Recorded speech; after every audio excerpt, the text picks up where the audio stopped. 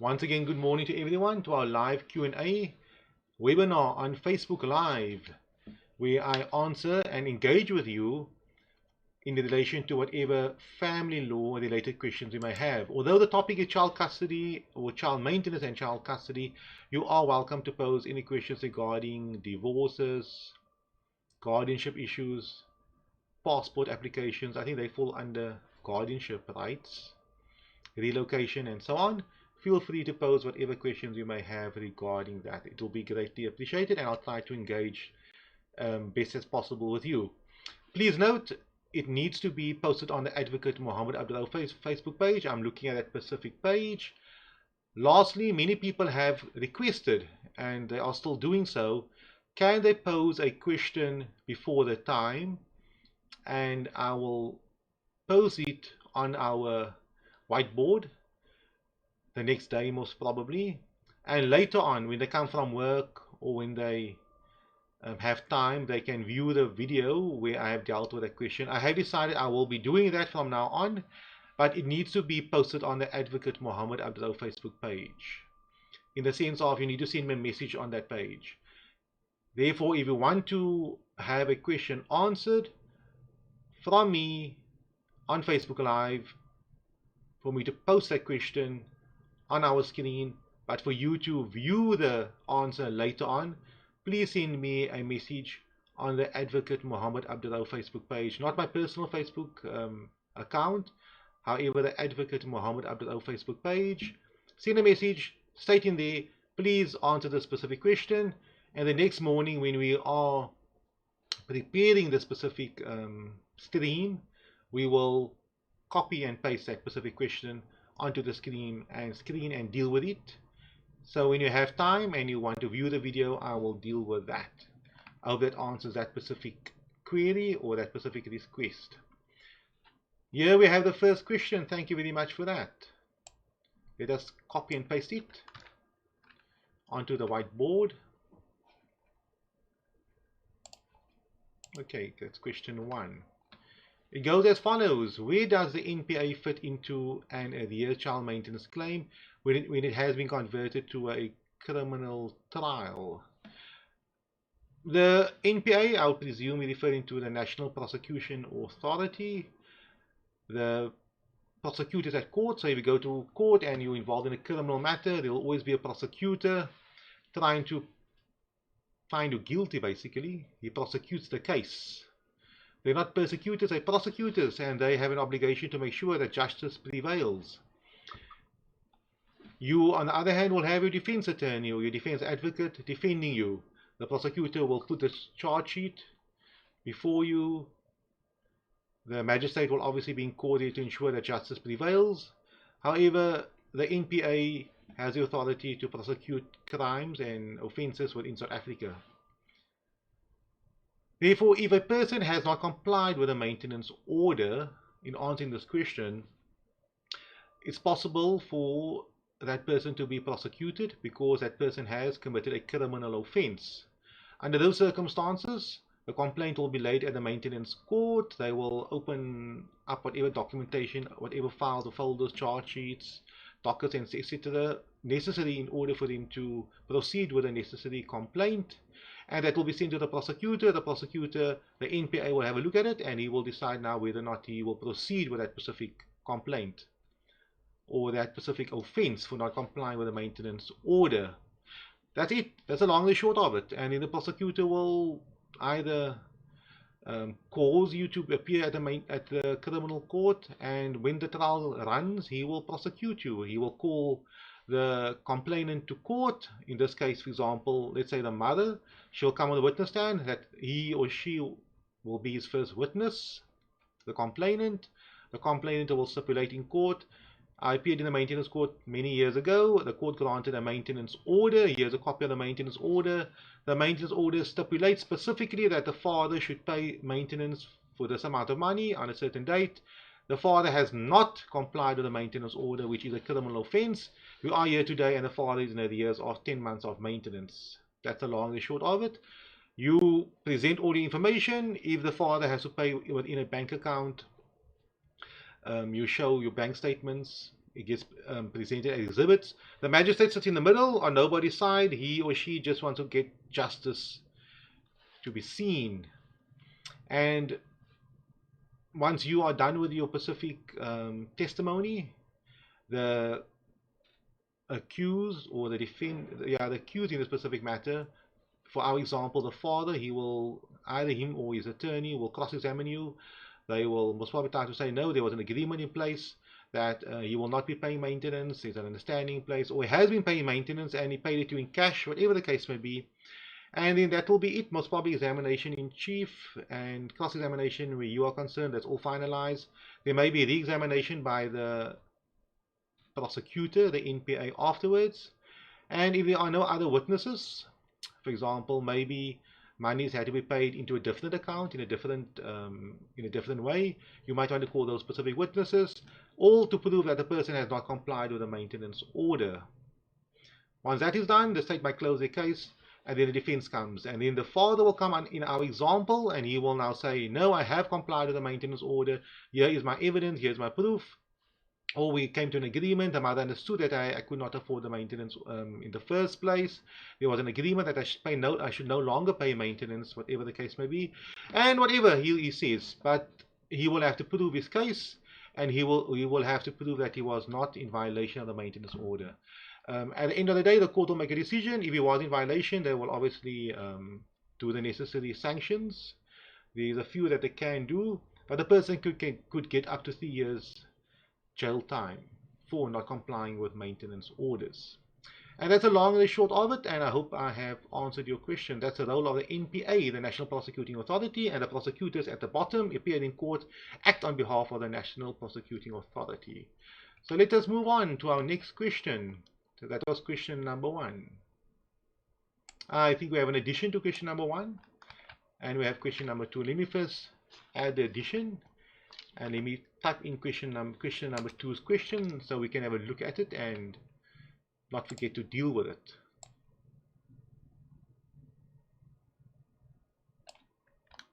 And a reminder again, if you have any questions and you're watching this video later on, either via YouTube or on the channel, but when it replays later, you're welcome to pose any questions to be answered at our next webinar on the Advocate Muhammad Abdul Facebook page. You send me a message there on, and the next morning we'll look at it and we'll copy those questions into our whiteboard before the time.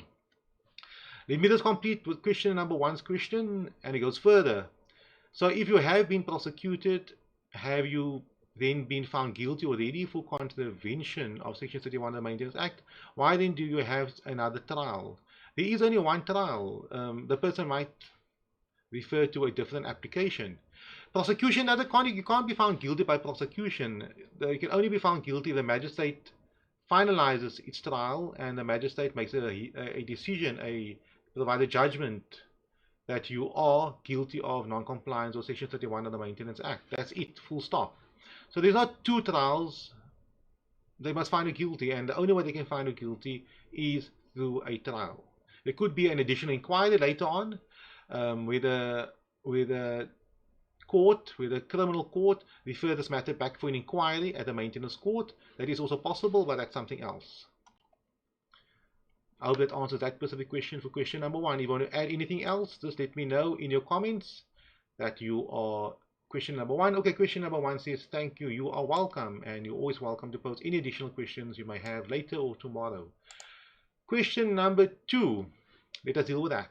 Good morning, I am an unmarried mother to a 7-year-old in grade 1. So she's unmarried and she has a 7-year-old who's in grade 1. The father has seen my son about 5 times, no maintenance. Should I apply for guardianship, and will this be a high court costly matter? Reason being is he is on the birth certificate and I have no communication with the father, and he has said he will sign over the rights as he wants nothing to do with the child. I'm struggling with school documents and no further passports, etc. will continue to become a problem. Okay, I added that last comment. Yes, I would advise you to approach the court, and unfortunately I believe only the High Court can deal with these type of guardianship issues. I speak under correction, but my understanding is only the High Court can deal with that. You are welcome to, and I advise you to, double check with the Children's Court if they have the jurisdiction to take away somebody's guardianship rights or limit their guardianship rights. Nonetheless, an application will have to be made to court whereby you will basically ask the court for you to have sole guardianship rights when it comes to certain type of decisions.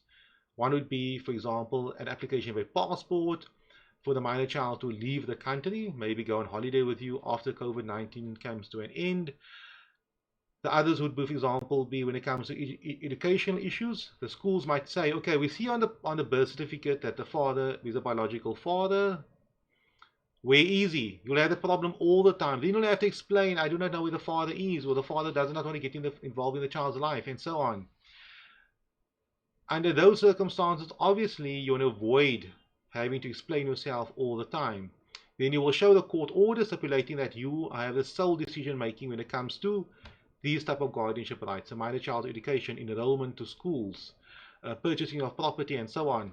So my advice to you is approach a court. Because a father is not opposing this application, he is willing to agree to all of this, then the application should be quite straightforward. You'd obviously want to get a very well-drafted court order to avoid problems happening in the future, especially if you decide to go overseas and go on holiday somewhere else and go to the Department of Home Affairs, etc. So my advice to you is approach the court, see a good attorney that knows about these type of matters.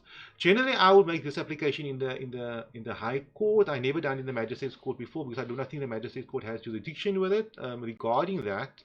But I do not want to put my head on the block at this moment. You can obviously double check with him or look at the Children's Act. All my applications in this regard I have made to the High Court. Some of them were opposed, some of them were by agreement, and when they were by agreement, it was very easy, simple. Within a few weeks, we obtained the order. Generally, it was for relocation of the minor child, whereby should the minor child be in a different country, the father's consent would not be required regarding schooling, medical, education, I said that earlier on, or whatever is required under the circumstances, or application for renewal of a passport. It should be much more easier should it not be applying to relocation in South Africa. So there it is. My advice to you is make the application to court as soon as possible. The father will not oppose it. And then for the next 13 years of the child's life until he turns 18, you do not have to deal with the father in any aspects regarding guardianship rights. I hope that answered that specific question. And I'll repeat myself one more time. If you have any questions and you're watching this video later on, please feel free to send us a question on the Advocate Muhammad Abdullah Facebook page. Like the page, and I will deal with that question the next time I go online. And we have another question, question number 3. Let us deal with that. Then we get it onto the whiteboard. And if you are watching this video, you're welcome to say hi. Please say hi and say from where you're watching it from. It's always good to know where your audience is from. Question number 3. Good morning. Do you need the father's permission to take your child overseas or apply for a passport if he isn't listed on the child's birth certificate but has done paternity tests and pays maintenance? Yes, you require his consent if he is the co-holder of guardianship rights over the minor child. If he's a co-holder of guardianship rights, and generally many fathers are, if he was involved in the child's life and partook in the child's life and so on. I would say, besides that, the Department of Home Affairs, they will request, because they'll answer the question, where is the father? And you might say, you don't know where the father is, we do not know where the father is, or the father is not involved in the child's life, or the father does not want to be involved in the child's life, and so on. Your problem will most probably be the Department of Home Affairs. They will be your challenge. And under those circumstances, I would advise you, or you'll require to obtain a court order specifically stipulating that you do not require the other party's permission any longer. The specific parent can, of course, give consent. He can go with you to the Department of Home Affairs when you apply for the passport, when you apply, or give you a letter of consent stipulating he or she is happy with you going overseas. However, to avoid problems happening in the future, especially under these circumstances, I would advise you most probably to approach the court to get an order stipulating that you are the sole guardian over the minor child, or you have sole guardianship rights over certain aspects regarding the minor child. When it comes to passport applications, going overseas, medical consent, and so on. Therefore, despite a father not being on the birth certificate, that does not give a father parental rights and responsibilities. A father can be very much involved in a child's life, extremely involved in a child's life. He could be married with a mother, involved in a child's life from the word go, but for some or other reason, his name is not on the birth certificate. Something could have happened, or the mother fell pregnant, she gave birth to the child, they got married a few months later. For some or other reason, the father's name is not on the birth certificate. It doesn't mean that the father's name is on the birth certificate, the father has rights, or his name is not on the birth certificate, he does not have rights. The birth certificate has nothing to do, or put it this way, the insertion of the father's name on the birth certificate has nothing to do with his parental rights and responsibilities. It's two separate issues. Therefore, to avoid problems happening in the future, I advise you to obtain court orders specifically dealing with guardianship rights in the future. I hope that specifically answers your question, and if you have any additional questions, feel free to pose it. And the question number 2, yes, says, thank you very much. You are welcome, and you're welcome to pose any additional questions should you have. I'm always happy to assist people and guiding them to whatever direction I can. You will notice on my screen there's been some movement happening over there. So if you see some movement, it means somebody posed a question here on my right hand side. And I'm keeping a close look on that specific screen. Moving forward. So looking at our webinar so far, we're dealing with a lot of guardianship issues. 2 issues, passport. 2 questions asked about passport, a very important issue. The Constitution of South Africa allows every citizen the right to a passport. It is a constitutional right. Therefore, if someone wants to oppose your application for a passport for a minor child, let's say the father now refuses consent because he says, no, the child is too young, the child does not require a passport, but constitutionally he or she is entitled to, but you as parents are the guardians, therefore your consent is required. Now the father refuses consent for the application for a passport, and you take it to court. The court will say, here's a constitution, the child has a constitutional right to a passport. Why would you want to avoid or limit the child's rights to have a passport? Unless there's some very, very good reason why the child should not have a passport, I do not believe the court will at any point will refuse such an application. One possible good reason could be that the child is extremely young and there's no possibility of the child going overseas in the near future. That could be a possible scenario. Alternatively, the passport has a certain lifespan, let's say 5 years, and the child intends to only go overseas in the next 4 years' time, and it makes more sense to go to apply for a passport in 4 years, so that it can be valid for the next 5 years. I'm just using random numbers here. You can verify with the Department of Home Affairs on those aspects, and you can argue that if the court grants the order now for a passport to be granted, there will be issues in 4 years' time because now the child will be overseas. Maybe the child will decide to board overseas and other complications will arise. So it makes more sense to apply for their passport in 4 years' time. But those are silly arguments in the sense of, I think the court might even override it in any event. If you have a right to a passport, we can't predict what will happen in 4 years' time. I know many people who renewed their passport just before COVID-19, and a year has passed by, they couldn't go overseas. So that's how life is. Any further questions? Feel free to pose it. If not, we are now streaming live for the last 19 minutes. So this might be a half an hour webinar if there are not any additional questions. Now, on this topic of consent for a passport, goes with it the consent for relocation. I touched on it a bit early on this webinar. Relocation, and that's something which kept me very busy before the lockdown, where parents have decided to relocate to a different country. the mother might come to my office and say, you know, life is hard, challenging in Cape Town. I have an opportunity to better myself, better my life for my child. I am the primary caregiver of my child. The father is involved in the child's life to a certain extent. However, I'm the one who has to deal with the day-to-day activities of the child. The child is more closely connected to me, and the father most probably only has contact every second weekend, whatever the case may be. But when I go overseas, I'll have a better life, better education for the child, etc. The downside of that would be the other party, the father, will have contact with the child much less, maybe only once a year, or at best twice a year.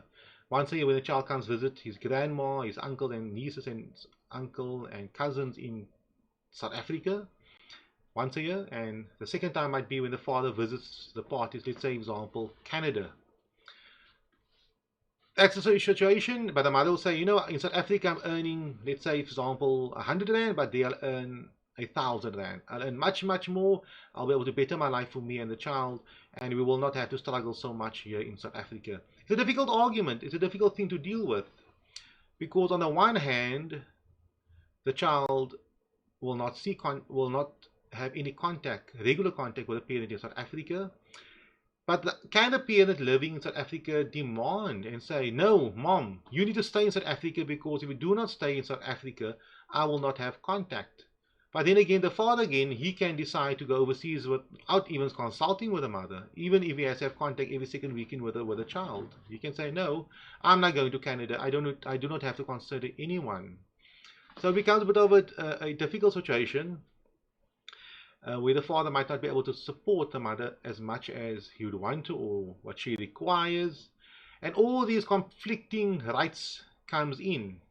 But it seems to me the mother will be the one that will be losing the most, because now she stays in South Africa, she continues to struggle, dad continues with his good life, and she must now struggle with the minor child.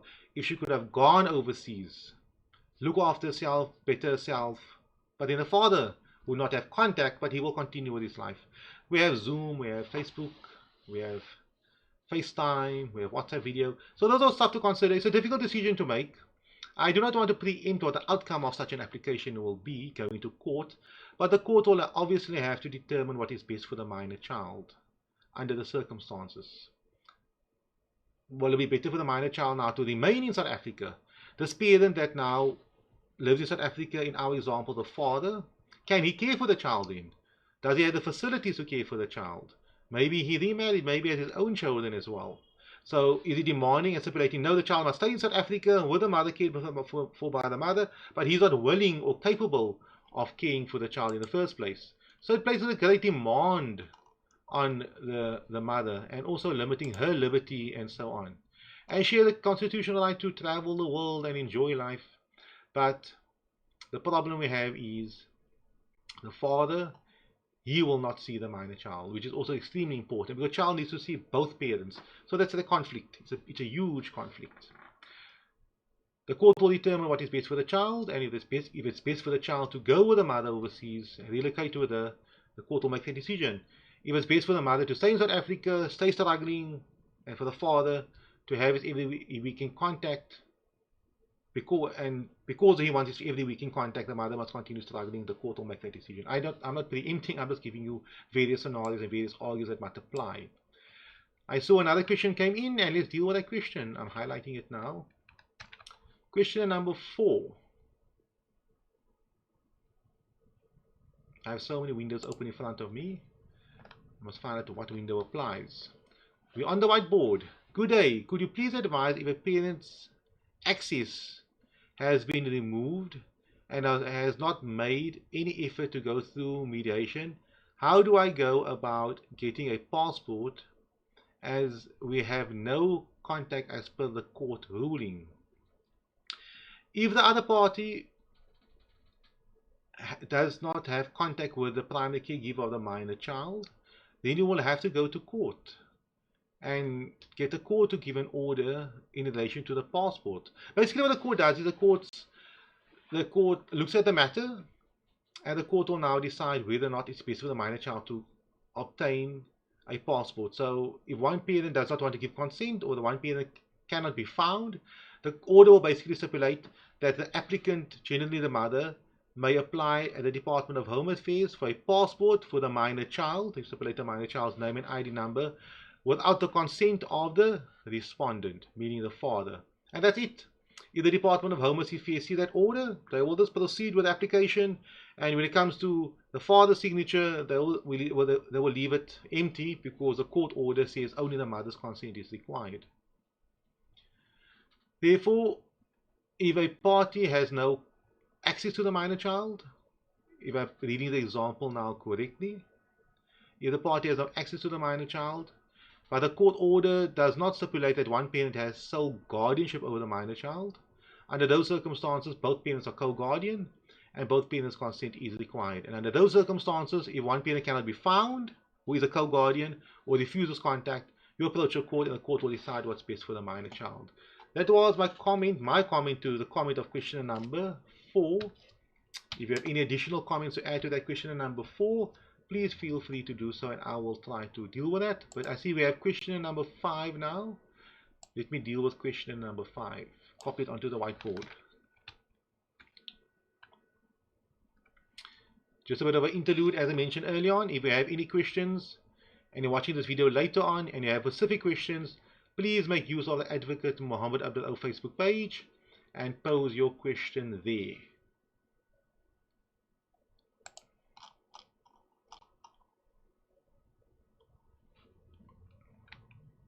Okay, let's deal with question number 5.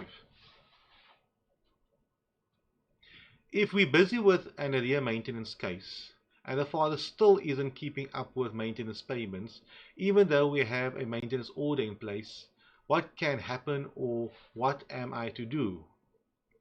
Also, if I want to get a garnish order, what do I need to apply and how long does it take? I presume the parties are dealing with a arrear maintenance case in the criminal courts, or has an application been filed, or are we before a maintenance officer trying to resolve this matter? If a maintenance order has been made, it's a maintenance order, it's an order of court. Even though it has been made in the maintenance court, or in the high court, in a divorce matter, or in a child custody matter, whatever the case may be, it's an order of court. A high court order has no more power than a magistrate's court order. An order of court is an order of court, and it must be adhered to. If the party is not adhering to the maintenance order, you lay a criminal complaint. You go to the maintenance court and lay a criminal complaint. He has to comply with the maintenance order. If at some point a party cannot comply with the maintenance order, you need to apply to the maintenance court ASAP. If you know your salary will come to an end at the end of this month, you do not wait till the end of this month first and then apply, and not pay maintenance and then apply for a reduction in the maintenance. No, you immediately go to the maintenance court and make an application for a reduction. So I hope that answers your question. In summary, quickly, my answer would be the maintenance order must be adhered to, and you lay criminal complaint at the maintenance court because he's not complying with the maintenance order. But I do not know what these are a real maintenance case. Is he applying for reduction already, or has there been a complaint? So the court might deal with the matter in a logistical fashion, in the sense that we're dealing here with an arrear case, but what about a criminal case happening as well? So I think you need to just get a bit of clarity from the maintenance court, because usually if somebody is in arrears, there's two options. One is either attach his property or lay a criminal complaint. So you'll have to get some verification from the maintenance court what's happening in your specific case. And the second part of the question regarding the garnish order. The moment a person is complying with the maintenance order, you are welcome to, and you should apply to the court for a garnish order, whereby the garnish order, where the employer will be garnished, or the employee will be ordered to pay the maintenance on behalf of the employee in terms of this garnish order. I cannot say how long it will take with COVID-19 and how long the courts are operating, but it shouldn't be a long process. You proceed to the court, you make the application, 1, 2, 3, because there's no dispute regarding the amount. That's very important to note.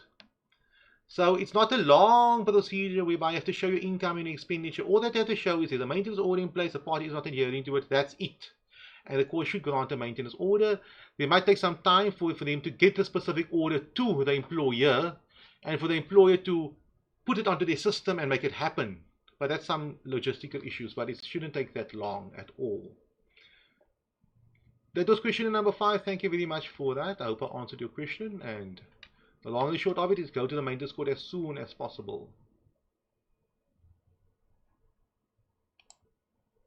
I have an additional comment on question number 4. I think it's a thank you comment, but it might say something else as well. Let's see. Thank you. You have answered my question. The court has granted no access, but I have not received sole custody. Okay, so she has not received sole custody. When it comes to passport issues, we're basically dealing with the issue concerning guardianship. Custody is the day-to-day care of the minor child, who picks the child up, weekends, and so on. Guardianship are the legal aspects of guarding a minor child, like passport applications, relocation, school admissions, medical procedures, contacts with a minor child. Those are guardianship issues. So it's possible for a parent to have no contact rights at all. He's not allowed to see the child, but he has guardianship rights. So when a child wants to go overseas or get a passport, he or she must be consulted, or the consent is required. So I hope that answers that specific question. And I see we're running out of time. We now past the 31-minute mark for the live stream. And I think we can cut it short unless I receive any additional comments. So in summary, regarding our format for the webinars going forward, if you are watching this video and you want to pose a question for our next live Facebook webinar, you are welcome to post a question on the Advocate Muhammad Abdullah Facebook page. Type it in. It's a page. Send me a message, and your question will be posted onto our next webinar. It will be on the whiteboard, and it should be receiving some type of preference, or what I do is I deal with them one by one, but I will deal with it for sure at the next video. Thank you very much for your time, and I hope you found this video useful. If you have, please share it. Many people can benefit from this. Otherwise, I'll see you at our next webinar, which will be tomorrow. Have a lovely day.